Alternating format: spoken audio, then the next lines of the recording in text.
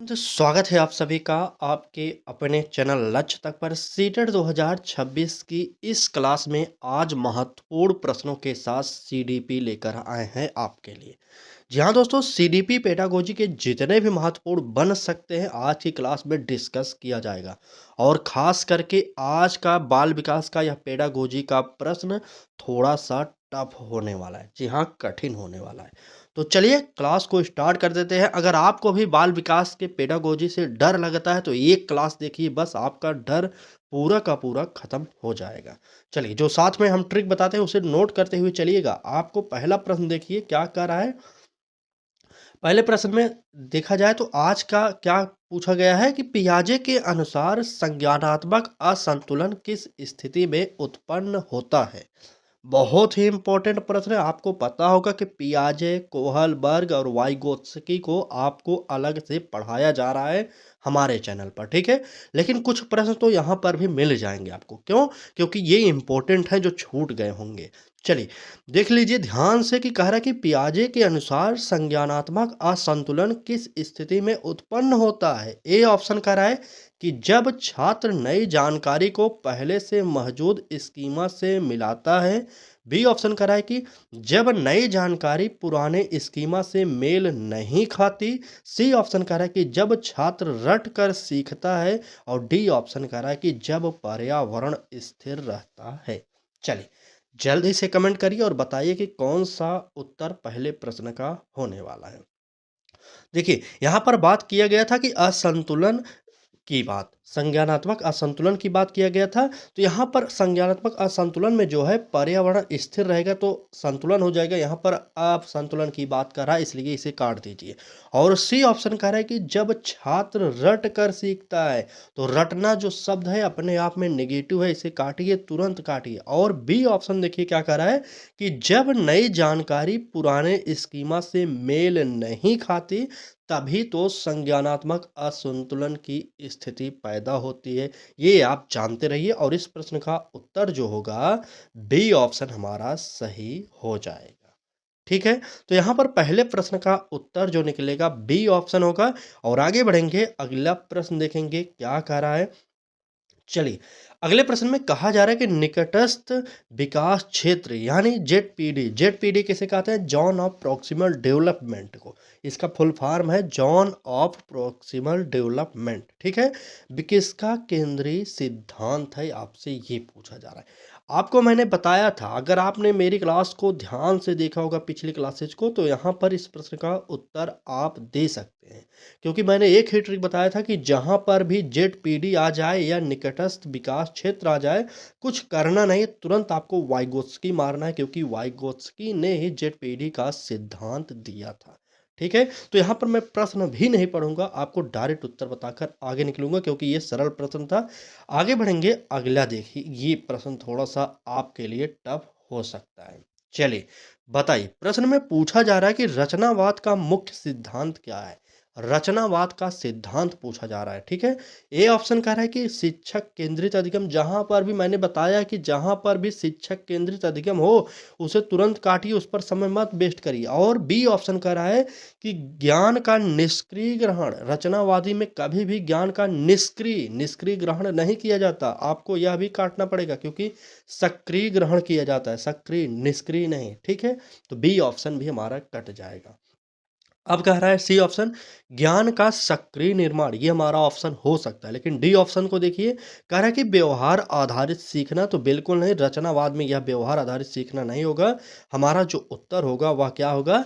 ज्ञान का सक्रिय निर्माण, यही हमारा सी ऑप्शन इस प्रश्न का उत्तर सही हो जाएगा।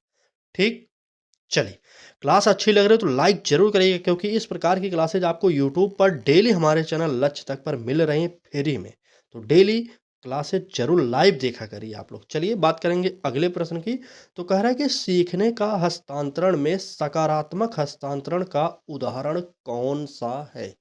ए ऑप्शन कह रहा है कि हिंदी सीखने में अंग्रेजी लिखना कठिन होना। बी ऑप्शन कह रहा है कि साइकिल चलाने से स्कूटर सीखना आसान होना। सी ऑप्शन कह रहा है कि गणित सीखने से इतिहास कमजोर होना।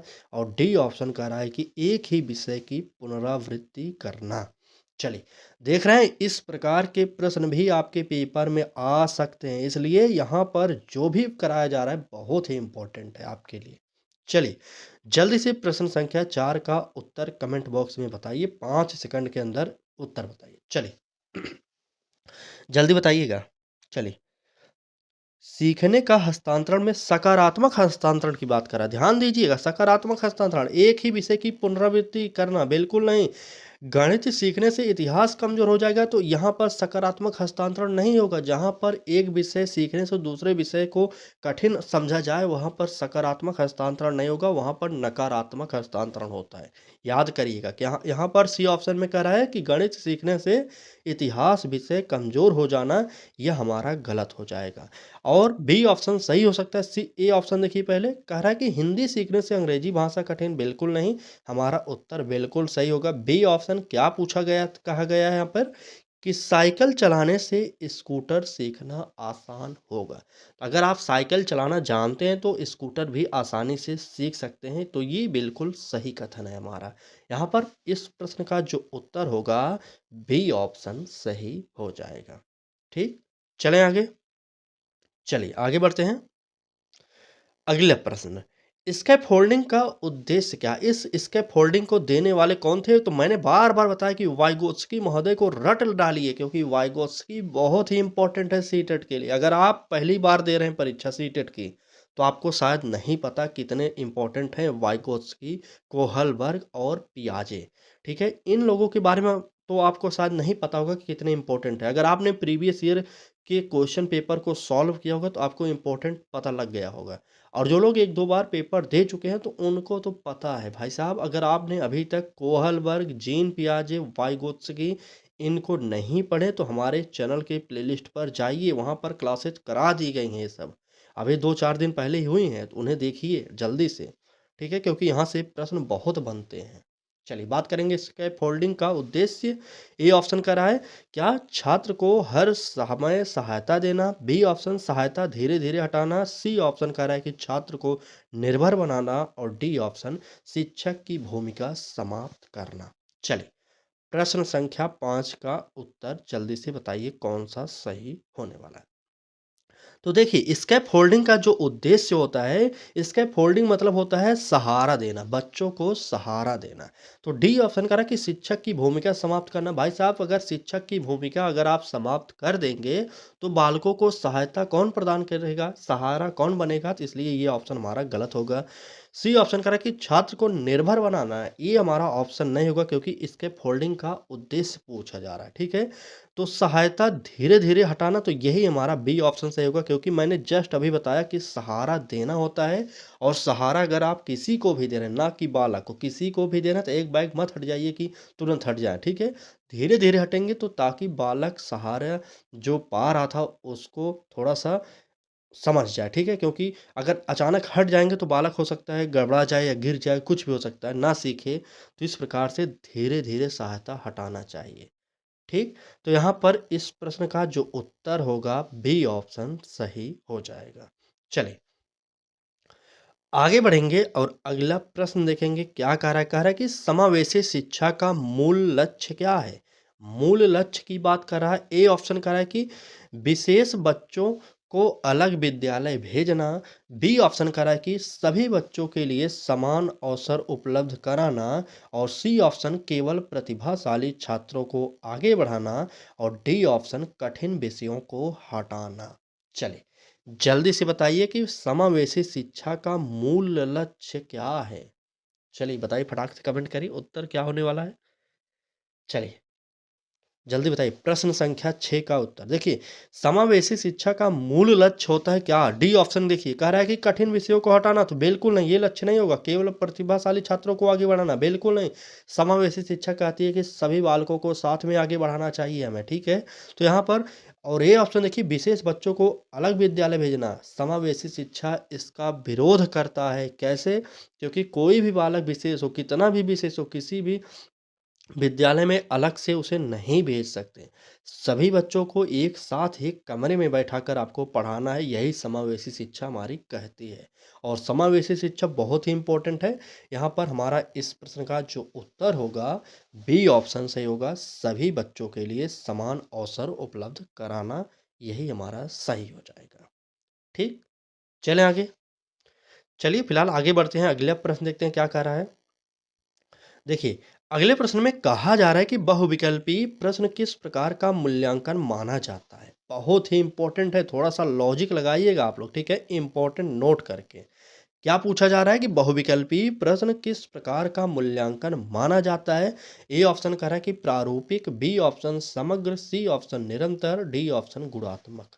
चलिए जल्दी से बताइए कि प्रारूपिक, समग्र, निरंतर या गुणात्मक कौन सा उत्तर सही होगा। चलिए देखिए, अगर बात करें बहुविकल्पी प्रश्न का मूल्यांकन किस प्रकार का माना जाता है, तो बहुविकल्पी प्रश्नों को समग्र मूल्यांकन के तौर पर माना जाता है। इसका उत्तर हमारा समग्र यानी कि दूसरा ऑप्शन सही हो जाएगा। ठीक है, चलिए नेक्स्ट प्रश्न देखते हैं, ये तो सरल था कुछ। चलिए, बात कर रहा है कि एक बच्चे का दूसरों की भावनाएं समझना किस विकास का उदाहरण है। बहुत ही इंपॉर्टेंट प्रश्न है। इंपॉर्टेंट नोट करिए, एनसीईआरटी के ये वो प्रश्न है जो आपके पेपर में सेम टू सेम छपेंगे। यकीन करिए, अगर आपने यह प्रश्न पहले कभी पढ़ा हो तो कमेंट बॉक्स में ज़रूर बताइएगा। अगर आपने नहीं पढ़ा हो तब भी बताइएगा, ठीक है। चलिए, प्रश्न में पूछा जा रहा है कि एक बच्चे का दूसरों की भावनाएं समझना किस विकास का उदाहरण है। ए ऑप्शन कह रहा है कि शारीरिक, बी ऑप्शन संज्ञानात्मक, सी ऑप्शन नैतिक और डी ऑप्शन सामाजिक भावनात्मक। चलिए कमेंट करिए और प्रश्न संख्या 1 से 4 तक जो भी उत्तर हो सही बताइए, मतलब ए बी सी डी जो भी चारों में से हो बताइए। चलिए जल्दी से बताइए, जल्दी से। देखिए, समय हम आपको देते हैं 5 सेकंड, 10 सेकंड का टाइम देते हैं, उससे ज़्यादा देंगे तो आप मतलब गलत हो जाएगा। क्यों? क्योंकि क्लास बहुत लंबी हो जाएगी। ठीक? तो बात करेंगे, एक बच्चे का दूसरों की भावनाएँ समझना किस विकास का उदाहरण है, तो आपको शारीरिक उदाहरण होगा नहीं, संज्ञानात्मक होगा नहीं, नैतिक होगा नहीं, तो ये सब जो भावनाएँ समझने की बात होती हैं, ये सब होती हैं सामाजिक भावनात्मक। ठीक है? समाज के अंतर्गत ये सब बातें की जाती हैं। यहाँ पर हमारा उत्तर जो होगा डी ऑप्शन सही हो जाएगा। ठीक? चलिए, आगे बढ़ते हैं और अगला प्रश्न देखते हैं क्या कह रहा है। अगले प्रश्न में कहा जा रहा है कि कोहल वर्ग के अनुसार नैतिक विकास का पहला स्तर क्या है। कोहल वर्ग के अनुसार नैतिक विकास का पहला स्तर आपसे पूछा जा रहा है। ए ऑप्शन कह रहे कि परंपरागत, बी ऑप्शन उत्तर परंपरागत, सी ऑप्शन पूर्व परंपरागत और डी ऑप्शन आत्म केंद्रीय। चले, कोहल वर्ग को मैंने पढ़ाया है, अगर आपने ना पढ़ा हो तो पिछली क्लासेज को जाकर हमारे चैनल की प्लेलिस्ट पर देखिए। ठीक है, मैंने सब कराया है आपके लिए। चलिए जल्दी बताइए, कोहलबर्ग के अनुसार नैतिक विकास का पहला स्तर क्या है। तो मैंने बताया था वहाँ पर पहले स्तर के बारे में, तो वह पहला स्तर था पूर्व परंपरागत, यानी कि सी ऑप्शन हमारा सही हो जाएगा। ठीक, तो यहाँ पर यह पहला स्तर हो जाएगा इनका। और यहाँ प्रश्न में भी एक प्रश्न था, अगर आपसे पूछा जाए नैतिक विकास का सिद्धांत किसने दिया, तो आपको बताना होगा कोहलबर्ग ने। ठीक, ये जानते रहिएगा। आगे बढ़ते हैं, अगला प्रश्न देखते हैं क्या कह रहा है। अगले प्रश्न में कहा जा रहा है कि तत्काल प्रतिपुष्टि का सबसे बड़ा लाभ क्या है। तत्काल प्रतिपुष्टि का सबसे बड़ा लाभ क्या है। ठीक है, ए ऑप्शन कह रहा है कि त्रुटि को अस्थायी बनाना, और बी ऑप्शन सीखने को धीमा करना, सी ऑप्शन गलतियों को समय रहते सुधारना और डी ऑप्शन छात्र को चिंतित करना। चलिए बताइए, तत्काल प्रतिपुष्टि का सबसे बड़ा लाभ क्या है, ये आपसे पूछा जा रहा है। देखिए, अगर तत्काल प्रतिपुष्टि वहाँ पर मिल रही है तो यहाँ पर त्रुटि को अस्थायी कैसे बनाएंगे। आप देख रहे हैं ना, यहाँ पर ये पहला ऑप्शन गलत होगा। और बी ऑप्शन सीखने को धीमा करेगा, तो बिल्कुल नहीं। तत्काल प्रतिपुष्टि जिसमें भी मिलेगी वह सीखना तुरंत तेजी गति से बढ़ेगा। ठीक है, तो यहाँ पर बी ऑप्शन भी हमारा कट जाएगा। और सी ऑप्शन कह रहा है कि गलतियों को समय रहते सुधारना, तो यही हमारा ऑप्शन सही होगा, क्योंकि तत्काल प्रतिपुष्टि का यही मतलब होता है कि जो भी गलतियां हो रही हैं उसे तुरंत सुधारा जाए। यहाँ पर इस प्रश्न का जो उत्तर होगा सी ऑप्शन सही हो जाएगा। ठीक, सी ऑप्शन, बिल्कुल बिल्कुल। चलिए क्लास को आगे बढ़ाते हैं, अगला प्रश्न देखते हैं। उससे पहले एक निवेदन करेंगे, क्लास अच्छी लग रही है तो लाइक करिए, और अगर आप हमारे साथ जुड़कर सीटेट की फ्री तैयारी करना चाह रहे हैं तो चैनल को सब्सक्राइब भी करिए और बेल आइकन को ऑन कर लीजिए, ताकि डेली आपको नोटिफिकेशन यूट्यूब भेजता रहे और आपको पता चलता रहे कि क्या हमें पढ़ना है, क्या नहीं पढ़ना है। ठीक है, चलिए। समय बहुत ही बहुमूल्य है, एक भी दिन का समय वेस्ट मत करिए। अगर आप कहेंगे तो हम दिन में 4-4 क्लासेस, 3-3 क्लासेस प्रोवाइड कर देंगे, लेकिन हाँ, पढ़ना आपको पड़ेगा। कमेंट बॉक्स में बताइए जल्दी से कितनी क्लासेस दिन में हम कराएं, ताकि आप लोग अच्छे से तैयारी कर सकते हैं। चलिए, आज की इस क्लास समाप्त होने के बाद कमेंट करिएगा, हम क्लासेज स्टार्ट और करना चाह रहे हैं। ठीक, चलिए। अगला प्रश्न देखेंगे, तो कह रहा है कि एक छात्र कक्षा में चुप है पर घर पर बहुत बोलता है, यह किसका उदाहरण है? इस प्रकार के प्रश्न शायद प्रीवियस ईयर में पूछे गए, लेकिन वहां पर पैटर्न थोड़ा सा टफ कर दिया गया था, यहाँ पर सरल है। ध्यान से समझिएगा, पूछा जा रहा है एक छात्र कक्षा में चुप है पर घर में बहुत बोलता है, यह किसका उदाहरण है? ए ऑप्शन कह रहा है कि परिपक्वता का, बी ऑप्शन प्रसंगानुकूल व्यवहार, सी ऑप्शन अभिप्रेरणा और डी ऑप्शन अनुकरण का। चलिए, प्रश्न संख्या 11 का उत्तर कमेंट बॉक्स में जल्दी से बता दीजिए। चलिए, एक छात्र कक्षा में चुप है पर घर में बहुत बोलता है, या किसका उदाहरण है, यही आपसे पूछा जा रहा है। तो ये उदाहरण होता है प्रसंगानुकूल व्यवहार का। कहाँ पर दिया गया है? तो बिल्कुल बी ऑप्शन में दिया गया है। यहाँ पर इस प्रश्न का उत्तर हमारा बी ऑप्शन सही हो जाएगा। ठीक, बी ऑप्शन। चलिए, आगे बढ़ते हैं, अगला प्रश्न देखते हैं क्या कह रहा है। अगले प्रश्न में कहा जा रहा है कि सीखने में पूर्व ज्ञान क्यों आवश्यक है? ठीक है, सीखने में पूर्व ज्ञान क्यों आवश्यक है, ये आपको बताना होगा। ए ऑप्शन कह रहा है कि सीखने की गति कम करने के लिए, नई जानकारी को जोड़ने के लिए, विद्यार्थियों को भ्रमित करने के लिए, और अध्यापन को कठिन बनाने के लिए। तो जहाँ पर भी अध्यापन को कठिन बनाने की बात करें उसे काटिए, और जहाँ पर भी विद्यार्थियों को भ्रमित करने की बात किया जाए यहाँ पर उसे भी काटिए। ठीक, अब बताइए कि ए और बी में उत्तर कौन सा सही होगा। चलिए, यहाँ पर अभी उत्तर साफ साफ दिखाई दे रहा है। अगर आप थोड़ा सा दिमाग या लॉजिक लगाएंगे तो उत्तर मिल जाएगा। कैसे? ए ऑप्शन क्या कर रहा है, ध्यान से पढ़ें कि सीखने की गति कम करने के लिए, कम करने के लिए यानी कि गलत है हमारा। ठीक है, ये गलत हो जाएगा। हमारा उत्तर जो होगा बी ऑप्शन होगा, नई जानकारी को जोड़ने के लिए। ठीक, चलिए, बिल्कुल बिल्कुल। चलिए, सीखने में पूर्व ज्ञान नई जानकारी को जोड़ने के लिए आवश्यक होता है, आपको पता होना चाहिए। आगे बढ़ेंगे और अगला प्रश्न देखेंगे क्या कह रहा है। यह प्रश्न समावेशी शिक्षा से लिया गया है, देखते हैं। कह रहा है कि समावेशी कक्षा में शिक्षक को किस पर अधिक ध्यान देना चाहिए? बहुत ही इंपॉर्टेंट है, नोट करिए। चलिए, किस पर अधिक ध्यान देना चाहिए ये पूछा जा रहा है। ए ऑप्शन क्या कह रहा है कि एक ही रणनीति सभी पर लागू करना, बी ऑप्शन कह रहा है कि बहुविध शिक्षण रणनीतियां अपनाना, सी ऑप्शन कह रहा है कि केवल औसत छात्रों पर ध्यान देना, और डी ऑप्शन कह रहा है कि केवल प्रतिभाशाली छात्रों पर ध्यान देना। चलिए, बताइए, समावेशी कक्षा में शिक्षक को किस पर अधिक ध्यान देना चाहिए? तो हमने अभी भी बताया कि शिक्षक को सभी पर ध्यान देना चाहिए, ना कि एक स्पेशली किसी पर। ठीक है, तो यहाँ पर डी ऑप्शन से शुरुआत करिए। क्या कह रहा है? कह रहा है कि केवल केवल केवल केवल मतलब इकलौता ही होगा। जहाँ पर भी समावेशी शिक्षा के प्रश्न में केवल प्रश्न आ जाए वहाँ पर गलत काटिएगा तुरंत। देखिए कैसे। डी ऑप्शन करें कि केवल प्रतिभाशाली छात्रों पर, ऐसा बिल्कुल नहीं होना चाहिए। क्या प्रतिभाशाली छात्रों पर ही शिक्षक ध्यान देगा, और जो लोग कमजोर हैं उनका क्या होगा? तो समावेशी शिक्षा इसका विरोध करता है। और सी ऑप्शन करा कि केवल औसत छात्रों पर, औसत छात्रों को भी काटिए। ठीक है, और क्या करा है, एक ही रणनीति सभी पर लागू करना, तो ए ऑप्शन को भी काटिए, क्योंकि एक ही रणनीति अगर सभी बच्चों पर लागू कर देंगे तो जो बच्चा पढ़ने में ठीक ठाक होगा तो वो तो तुरंत सीखेगा, और जो लोग कमज़ोर होंगे, मंद बुद्धि होंगे थोड़ा, वो कैसे सीखेंगे? ठीक, समझ में आ रहा है ना? तो यहाँ पर हमारा ए ऑप्शन भी गलत होगा। उत्तर जो होगा बी ऑप्शन होगा। कैसे? बहुविध शिक्षण रणनीतियाँ अपनाएगा शिक्षक, ताकि समावेशी शिक्षा में सभी प्रकार के बालकों को वह शिक्षित कर सके, सिखा सके, पढ़ा सके। ठीक है, तो यहाँ पर उत्तर हमारा बी ऑप्शन सही हो जाएगा। चलिए, आगे बढ़ेंगे और अगला प्रश्न देखेंगे, एक्टिव लर्निंग के बारे में पूछा जा रहा है। तो देखते हैं क्या कह रहा है कि सक्रिय अधिगम में सबसे आवश्यक तत्व क्या है। ए ऑप्शन कह रहा है कि रटना तो नहीं होगा, छात्र की भागीदारी ये हो सकता है, केवल गृह कार्य नहीं होगा, केवल शिक्षक की व्याख्या। काट दीजिए।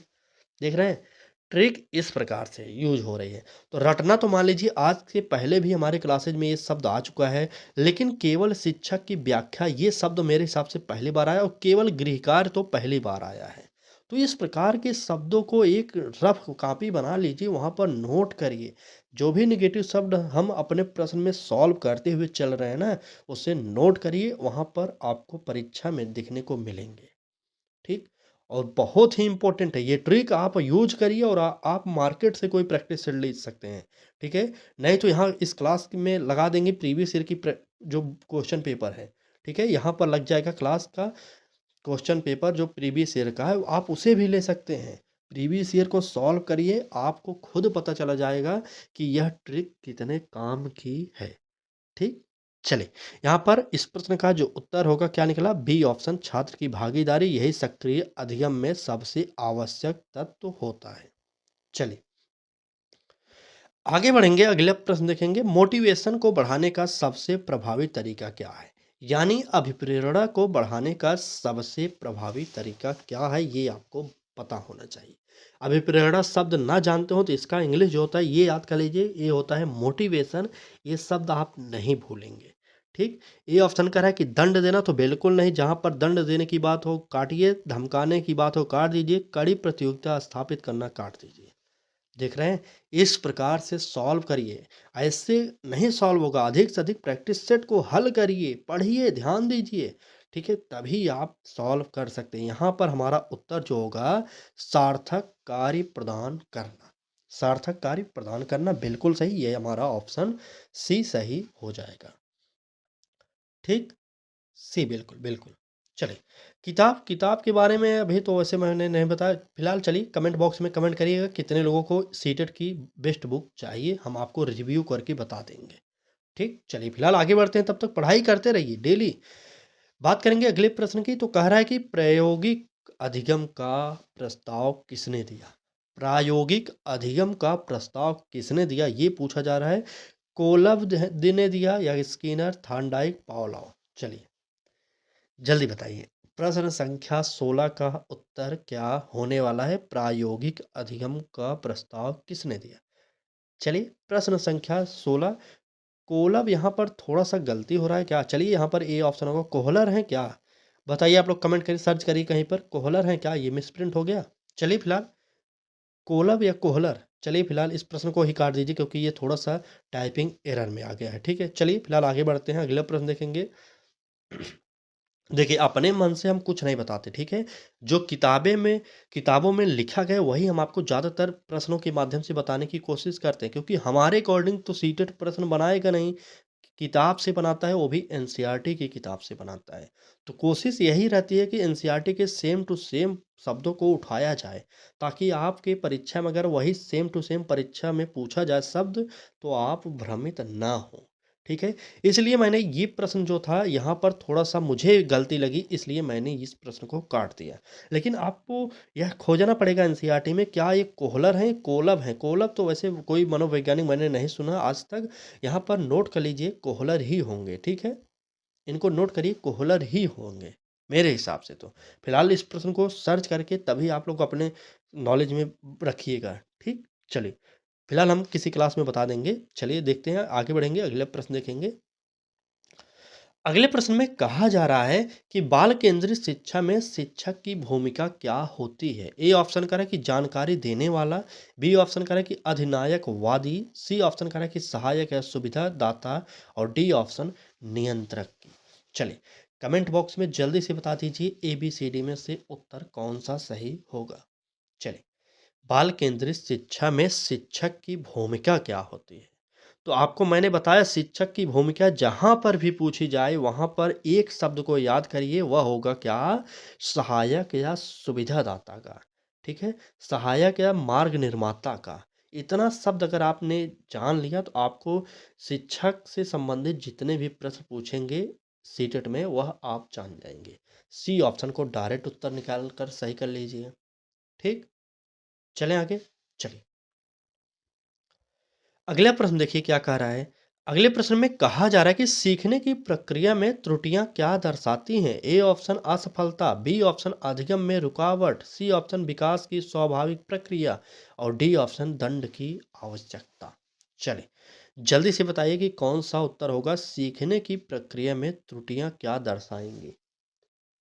चलिए कमेंट करिए, उत्तर बताइए कौन सा सही होगा हमारा। देखिए सीखने की प्रक्रिया में त्रुटियां असफलता नहीं दर्शाएंगी, अधिगम में रुकावट को नहीं दर्शाती, दंड की आवश्यकता नहीं होती। अगर बालक त्रुटि कर रहा है तो आप उसे दंडित करेंगे, ऐसा बिल्कुल नहीं है। ठीक, तो यहाँ पर उत्तर क्या होगा। सीखने की प्रक्रिया में त्रुटियां विकास की स्वाभाविक प्रक्रिया को दर्शाती हैं। विकास की स्वाभाविक प्रक्रिया, क्योंकि बालक सबसे पहले त्रुटियां करके ही सीखता है। आपको जानना चाहिए, क्योंकि यही सीटेट कहता है और यही एनसीएफ भी कहता है। तो यहाँ पर हमारा उत्तर जो होगा सी ऑप्शन सही हो जाएगा। ठीक, चलिए आगे बढ़ते हैं और अगला प्रश्न देखते हैं क्या कह रहा है। अगले प्रश्न में कहा जा रहा है कि समानता और समता में मुख्य अंतर क्या है।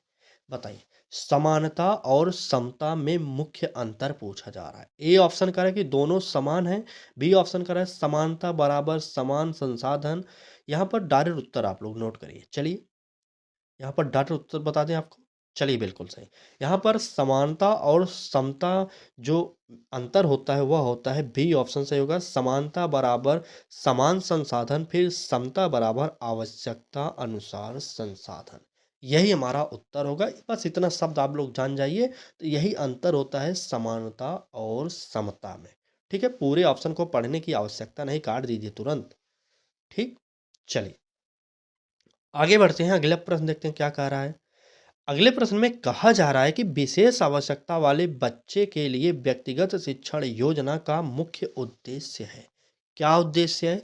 ए ऑप्शन कह रहा है कि बच्चे को सामान्य कक्षा से हटाना, बी ऑप्शन कह रहा है कि उसकी विशेष आवश्यकताओं के अनुसार लक्ष्य निर्धारित करना और सी ऑप्शन कह रहा है कि बच्चे को कमजोर साबित करना और डी ऑप्शन केवल माता पिता को संतुष्ट करना। चलिए प्रश्न को ध्यान से पढ़िएगा, उत्तर एकदम आराम से आप दे सकते हैं। देखिए क्या पूछा गया था। विशेष आवश्यकता वाले बच्चे के लिए व्यक्तिगत शिक्षण योजना का मुख्य उद्देश्य क्या है।